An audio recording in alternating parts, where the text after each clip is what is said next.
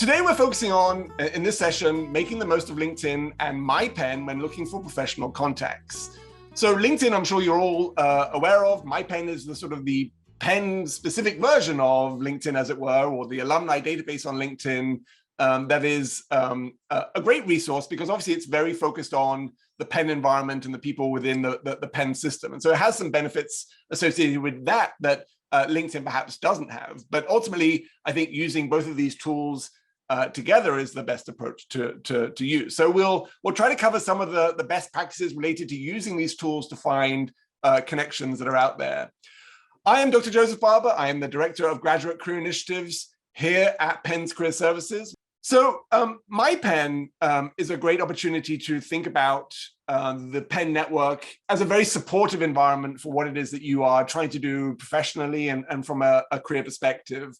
It's been through many iterations in terms of what it looks like. It used to be called QuakerNet, for those of you who've been here for a while, and everything got transferred to MyPenn. And in fact, as part of that process, different alumni databases, I think, were all brought together under a single umbrella because every school was doing something slightly different, and that was causing confusion. So the goal of the MyPenn sort of platform is to centralize the alumni engagement that you can have with people who are out there that have a connection with Penn. And you know, it benefits from you being able to access or connect with potentially alumni from different schools, different programs, different degrees. It doesn't really matter. You all share something in common that is your Penn experience.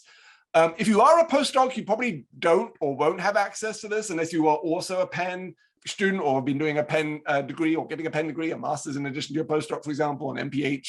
So that is an issue, but you will find similar databases for alumni in your own previous schools. And so again, this might just give you an indication of how you can leverage these types of databases as you are doing your networking. The benefit of a robust alumni network, obviously, is that you can find people that have specific experiences that you're looking for, whether it's a degree that they've had and you're asking sort of what have they done with that, or whether it's an industry that they are in right now, or even a geographical location. Maybe you're making an international move to France and you want to know who are the Penn alumni in France who might be able to be supportive to you as you are making that transition or making that move, right? So there's lots of different reasons why you might leverage a database in that way to sort of gain the most out of the Penn experience. I would say the major difference between the MyPenn system and the LinkedIn system that we'll be talking about today is that they've tried to make the Penn alumni system feel more mentoring positive. So alumni do get the option to say that they are sort of interested in being a support for other students. They're interested in people reaching out to them. They're interested in potentially providing, you know, information that feels like it's mentoring. They don't want to be your mentor. You can't pay them to be your mentor. They don't, you know, that's a very official title that seems like it's a lot of work. So it's sort of a suggestion that they are willing to have a conversation with you. And we'll talk a little bit about the nuances of that too. But that can be really great because you can obviously say to someone that you find, and I'll show you what it looks like, you know, I see that you may be interested in mentoring, you know, Penn students. I'd love to reach out and hear your advice about, you know, X or Y. That can be great. LinkedIn doesn't have any of that. You know, you're sort of hit or miss whether people that you'll find on LinkedIn are open to, you know, providing information or providing support. But even on MyPenn, you know, you might have set up your account 5 years ago or 2 years ago, and you might have said, yes, I'm interested in mentoring. But that was then, and now you know, you're very busy and your life is very different. So I think the good thing about the MyPenn system is that all those mentoring tags are recent to the transitions. That's only about a couple of years old now, so they should still be fairly relevant. Other benefit of the MyPenn system is that there are email addresses, right? You'll see that LinkedIn is very frugal with its email addresses, doesn't like to give those out as very much. But MyPenn, if the alums have made those public, you might find a work email address, but you also might find a Gmail or other address that will stay with them no matter how many times that they change their jobs, right? So it may be easy to find them even if they're 20 years out because they still have a Gmail address that they used while they were here at Penn. Ideally, you're using these tools together with the other platforms, and that's sort of what I wanted to try to do today as we talk through those. The only challenge that sort of exists compared to MyPenn and LinkedIn is, as I sort of mentioned, people who are active on LinkedIn will update their jobs and update their information in terms of where they are and status updates very regularly.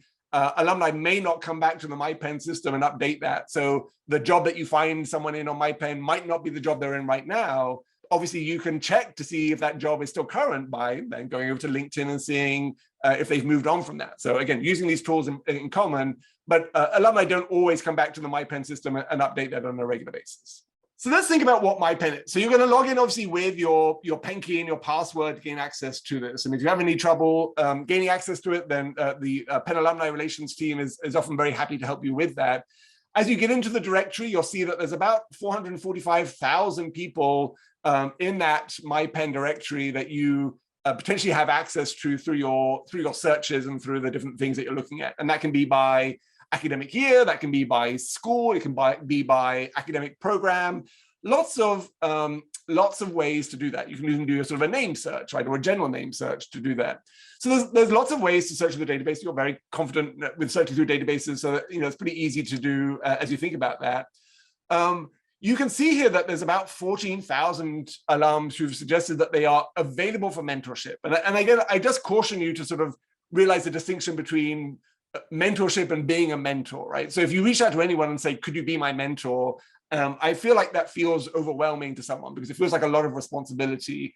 But mentorship is a sort of a process. It's a casual engagement over time that is, there's no commitment, there's no other thing, but you're happy to have them, share their advice. And it may be a one-off meeting, or it may be something that you can do more than once. But I would just caution you about saying, I see, I'd love to be your mentee, or I'd love for you to be my mentor, because that will be challenging. I mentioned the location as being a great resource. So sometimes we get questions from students about, I'm applying for jobs in Switzerland, but I don't know how to set up my resume, or I don't know what the interview is going to be like, or I don't know X and Y. And I've never worked in Switzerland, so I don't necessarily have the answers to all those questions, but I guarantee that you'll find alumni in any country who might be able to share their insight. They may be Swiss nationals, they may have be US and have traveled over there and have gone through this process too. So the international perspective, I think, is incredibly valuable to do that. Obviously, Philadelphia has a rich, robust collection of Penn alumni that you can leverage as part of that process. As you're going through the search, again, you can narrow down by the different fields that you have. You may see these badges that are out there, and I had to take a look at those to see exactly what they represented. They're badges of, not honor, but they are badges of engagement that the alumni have. And so they are go, give, and lead, right? So go, attending events, give, donating, and leading, volunteering for the university. So someone who attends events or volunteers for the university is probably very engaged in, potentially engaged in student interactions at some point or the other. They may engage in events that are alumni specific, but they also may want to connect with students who are there. Someone who gives financially is great. They value the role that they value the experience that they had at Penn, and they value the people who are there right now. But I would say that the people who are interested in engaging with events and volunteering in a leadership role are going to be sort of more likely to be interested in supporting in more direct ways students who reach out to them. As I mentioned, once you find a connection, you might find that there are different email addresses that are out there, preferred one or general one. If it is a personal email address, what I would tend to do if you are reaching out is to say, hey, hi Kenneth, I found you on the MyPenn system. Thank you so much for updating your profile. I'm really excited about your background because of X, Y, and Z. I apologize for using your personal email address. That was one that was listed. Feel free to send me a work email address if that's more convenient, right? So I think getting out of people's personal email addresses as quickly as possible or out of their accounts is a good thing to do. So I would recommend making sure that you make that ask, or just use the other tools that may be available to find a different address. Now, in this case, you may not need to, but if it's just a Yahoo address or just a Gmail address or just a personal email address, saying that this is the address that they had, but you're happy to connect on a different platform, I think would be a good best practice. So again, if you were in my last session, we talked about don't start networking on MyPenn until you have questions that you're trying to answer, because all of those 445,000 people have some information, but who do you know how to who to connect with and where to start? So you start with the questions that are important to you. What is it that you're trying to find out? What answers do you need about your career next steps? What do you want to get out of the interaction? What will be helpful to you as you are positioning yourself for the next opportunity? Once you have some of those questions, it's going to be pretty easy to go into the MyPenn system and look for people who might have answers to those questions. So start with your questions first. Don't get overwhelmed by 445,000 people smiling at you with random email addresses that you don't necessarily need. So questions really will dictate how you move forward. Now, the type of email that you might want to send to people needs to be well thought out, right? So this is a not email, an email that I wouldn't send. This is an email that asks the connection to do a lot for you. I would appreciate, could you help me out? I'm looking for, I see that you did this. I'm interested in doing something like that. Can you help me out? I would appreciate it if you looked at my resume and can you pass it on to your networks? That's a lot of first of all, it's a general statement, right? Can you help me out? I don't know how to help you out. That seems like a lot of work. And then, can you look at my resume? That's not the job of Alumni Connection. They may do that at some point because they offer it, but Career Services looks at your resume. So you sort of want to leverage us first. And can you pass it on to your networks? For what reason? If the person doesn't know who you are yet, there's no real value in them taking that resume and share it with their networks, because they have nothing that they can advocate for you on their behalf, right? They don't know you well enough to be able to say this is a great candidate for a role or not. So, and then my resume is attached and I'm free for a phone call tomorrow at 10 is very presumptive, right? That this person's going to be free at that time and that they want to speak with you. So sort of a don't do this type email here. And then, the better version is a slightly longer version because it's slightly more nuanced. But again, it sort of demonstrates that you have done some background research into them. Your time in Argentina sounds like a fantastic experience. So I'd love to learn a bit more about you, a bit more from you about your career path in that, right? So I'm interested in you. I'm interested in what you've done and what that looks like from you. And I'm interested in the advice that you might share given your experience. So it makes it more about them. It demonstrates how that would be valuable to you. What I tend to sort of recommend in terms of doing email outreach is to lower the activation barrier to the person responding to you. So if you reach out and say, can I send you a couple of questions by email? It's a very low ask in terms of what's required from the other person. They can just say, yes, that sounds okay. And as soon as they say yes once, you're much more likely to be able to continue that conversation. Because who would say no can I send you some questions by email? If you say to them, I'd love to be able to meet you for a coffee, let's say in our pseudo post-pandemic world, can we set up a time to meet by coffee? If I get that email, it makes me very anxious that I have to now potentially meet someone in a coffee shop that I don't go to. And that increases the activation barrier for me to be able to say yes. So making an easy ask is good. Giving them options is even better, right? Some people don't want to respond by email. It takes too long. Some people would rather have a conversation. So giving them options is a great way of approaching that. So these are just examples of the types of communication that you can integrate into your outreach when you find people on the MyPenn system. What you're trying to do on MyPenn is basically have these informational interviews, right? You're not really reaching out to people saying, can you pass on my resume to your networks? Because they don't know you yet. And your goal is to get to know them by being authentically interested in what they're doing. So these informational interviews are a great way of doing that. Low stress, high return on investment in terms of your time, but it's triggered obviously by your questions that you're trying to get answers to. So make sure you start off with those questions. Again, the links to these resources are in the chat, so you can find all of those things as you're looking through that list. The next one I want to talk about is LinkedIn as a sort of a great resource, right? So LinkedIn is slightly more dynamic because it's more up to date and obviously it's more expensive in terms of what that looks like.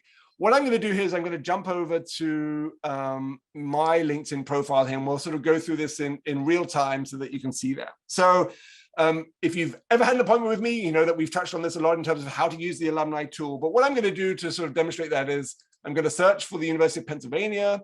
And that's going to take me to the University of Pennsylvania school page.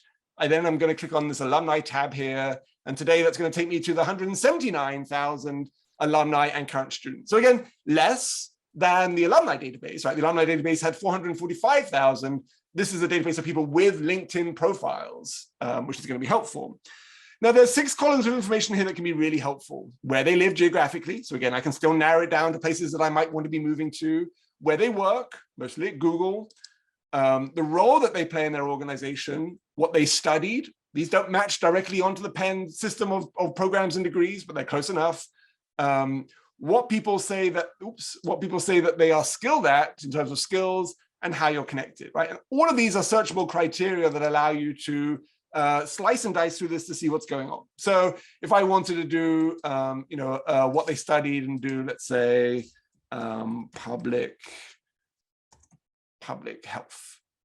So there are 1,200 people or so with a public health background. Now that could be at different institutions as well as Penn, right? So it's a bit of a mix, but that's a more manageable situation. If I scroll down, then I see we have the World Health Organization here, and I see we have the other institutions that are out there, City of Philadelphia, for example. So we can click on that one. People doing health-related things here. So we have 7 people here. These 7 people then are these ones that I scroll down here to see. Right, so you can see the role that they play at the City of Philadelphia. You can see the degree that they graduated with and when they graduated with. Some of them are still students, for example, and you can see how you're connected. I have a few 3rd degree connections here, no 2nd degree and no 1st degree. But I can click on people's profile. It's Christina, scroll down. I can see Master Public Health 2018 grad. I can see the experience that she's had to get to where she is today. And potentially she might have answers to questions that I have about getting to this role, working in the City of Philadelphia, right? So again, no, I'm not connecting, I'm not messaging at this point. I'm exploring and researching to see if Christina would be a great connection to begin to reach out to, because there's something about her background that would be a good fit for what I'm interested in. But Christina is a 3rd degree connection, so I don't have anyone in common that I can leverage. So if we go back to our thing, we'll get rid of the City of Philadelphia, and what we'll do now with these 1,200 people is we'll go back to my secondary connections, right? So who do I potentially know because I know someone in common? So I have 173 connections that are my secondary connections as part of this process. If I scroll down here again, all of these people have someone that I am connected with in common. So if I wanted to reach out to Andrea, then I have 3 connections that I could use to do that. If I want to reach out to Julie here, I have 5 connections, right? So if I click on anyone's profile, what that gives me then is who those people are, right? And because I know these people, I'm connected with them on LinkedIn, I can leverage that if I'm reaching out to someone else. So I can reach out to Rebecca and I can say, hi, Rebecca, I see that you're connected directly to Andrea on LinkedIn. Could you help me start a conversation? Or could I use your name when reaching out? So I could then say, hi, Andrea, we both know Rebecca. She said you'd be a great person to connect with, to ask questions about X, Y, and Z. Again, still leveraging her background as the reason why I'm reaching out, as opposed to my needs. My needs are secondary to sort of starting a conversation with the connection that I have.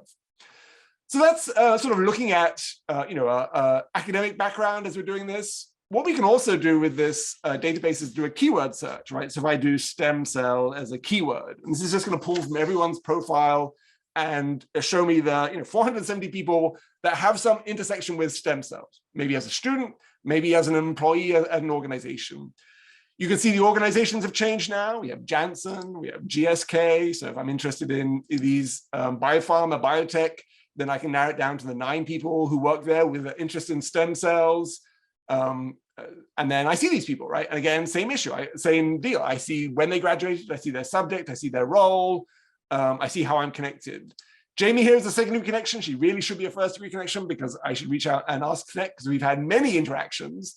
And that's also sort of a best practice, is that you don't want to connect with someone until you've had a sort of a substantial or significant interaction, right? You could have emailed someone, you could have a conversation with them, you could have met them at an event. After that type of interaction, you could then ask to connect. But don't ask to connect first because they don't know who you are and there's no reason for them to say yes. And it's a missed opportunity then to start that conversation. But my 5 mutual conversations, if I didn't know Jamie well, would be a really great place to sort of start that process. So if I go back then to employers, let's see. So we'll choose GSK here and we'll get rid of stem cell. So if I'm interested in Glaxo, I'm just interested in all alumni, right? So there's 250 alumni who work at GSK. If I'm interested in that organization, if I go over to my secondary connections, right? So this is more likely to have opportunities for me to start a conversation. There's about 51 of those. I even have 1st degree connections. I just noticed there. So if I click on my 1st degree connections and get rid of my 2nd degree connections, sometimes it's important to remember that you have these 1st degree connections out there. So Natalia and Laurie are both my 1st degree connections. Now, what you can do with 1st degree connections is that you can actually leverage their connections if they allow you to do so, right? So if I click on Natalia's profile here, she has 500 connections, but I cannot see her connections, even though we're 1st degree connections, because in her setting, she had said, no, don't let people search through your connections. But if I go to Laurie's profile here. We can see that there's a hyperlink here to those 500 connections. And now I can scroll through all of those that I have access to and see who she knows that potentially she might be able to introduce me to. It's a little bit clunky. I can't really search through in a meaningful way. But if I can find someone that Laurie knows that I don't yet know, but I'd love to know, then I have a built-in way of starting that conversation because Laurie can help introduce me to those people. So searching through people's connections is great because they may not even remember that they know someone working in a particular organizational firm. But if you remind them, hey, I see that you're connected with this person who works here, could you introduce me? Then they may be more than willing to help you, right? But if you ask them, do you know anyone who works at X? That's a hard question for anyone to remember. Well, do I? I think I do. Maybe they left. I don't know, right? So if you want to do some of the hard work for them as part of that process. Now, the other way of looking at people on LinkedIn is to do a company search, right? So let's pick Google as a company. So you can go to the company page and you can do the same thing. They have a people's database instead of an alumni database, which is pretty much the same, except for rather than where they work, it's where they study. So I could put Penn in here, and the good news is you can just type in Penn, and it seems to come up without having to type in University of Pennsylvania. And we can see that there are 1,160. We saw that from the alumni database. So this doesn't actually give us any more information here that's any different. So we can get rid of that because we are expanding our search right now. But what I can tell you is that I probably have lots of secondary connections that aren't just Penn specific. But let's first start off with a keyword search, right? So of the 273,000 employees at Google, who is involved in the topic of ethics? 434 people involved in ethics. If I scroll down, I can see that in their job title at Google, ethics is a keyword. Ethics might be in their profile from something else that they've done. So if that's a subject area of interest to you, you might be able to find overlaps there by doing that keyword search. So that's a really cool thing, right? So you're saying at this company, who does this, or who uses this skill at this organization, or what does that look like? That's a sort of a great way of being able to find different connections that are out there. If we get rid of ethics and go back to our big database and we go back to our secondary connections, I have a whole bunch of these people. So just under 2,000 secondary connections. And they're not all going to be Penn connections, right? So a lot of them come from Penn, but they are from different aspects of my networks, different areas. People I've met know people who work at Google, right? So again, I can narrow this down by keyword and then explore potential connections that I want to make. What I find helpful, especially in large companies, is under the what they do tab. These are sort of the functions of people who work at Google. If you were to go to human resources, what that tends to concentrate together are people who have HR, talent acquisition, and recruiting backgrounds. So there's 8,000 or so of these people. If I scroll down, technical recruiter, executive recruiter, recruiting, recruiter, right? So you can begin to find people who have a recruiting background that you might be able to connect with. Again, I would not connect with recruiters until the end of the process where you are well aware of what the organization does and the value that you bring to that organization. And I wouldn't connect necessarily to random recruiters, but again, you don't necessarily have to do that, right? You can look for your secondary connections who are recruiters as well. And you can even look for recruiters who are Penn specific, right? So there are 7 recruiters at Google who have a Penn background. So they're also alumni as well. So that gives you an opportunity. So we'll select these, why not? Gives you an opportunity to sort of have maximum overlap between some of the people that are out there. You may find that some of your second-degree connections, right, the people that you know who know the recruiters are actually people from your cohort or alumni, recent alumni from Penn who worked with a recruiter to get a job at Google. And that's a fantastic way to start a conversation with a recruiter to say, hey, I'm reaching out because you worked with my colleague, Sam, who recently got a software engineering job at Google to help him with his role.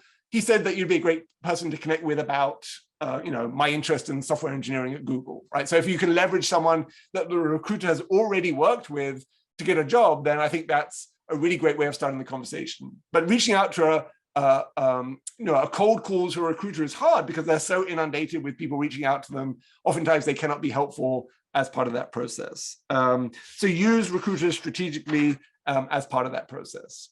The other thing to think about with LinkedIn is that when you see a job posted, sometimes you will see the profile of the job poster themselves, right? So Melissa posted this position, the director of flavor creation, which sounds like a great job.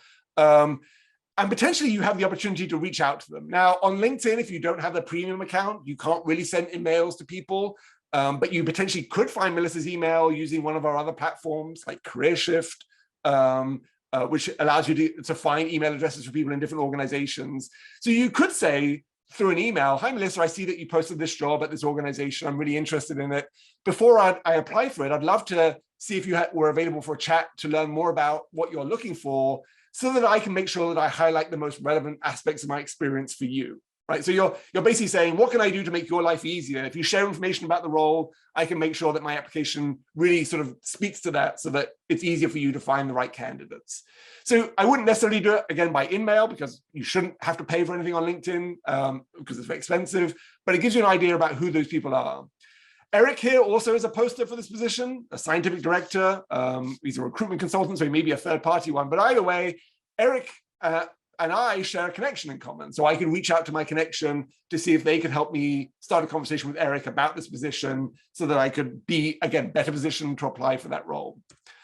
And then finally, some recruiters will have their own premium accounts on Google. And once you have on LinkedIn, once you have a premium account, you have the option to allow people to connect with you for free, even if they don't have premium accounts. So not everyone will do this, but it means that if you see the sort of the orange badge that has, is it orange? Whatever color that is, that has the LinkedIn logo in there, you may be able to message them. So right here, you can see that there's a message option for Leslie. I'd love to know what color that is, actually. Any suggestions? You can message Leslie directly through LinkedIn for free without needing the premium account. So keep an eye out when you're looking for job descriptions that you may be able to start a conversation with the recruiter about the position that they posted, for example, so that you can be better positioned for that.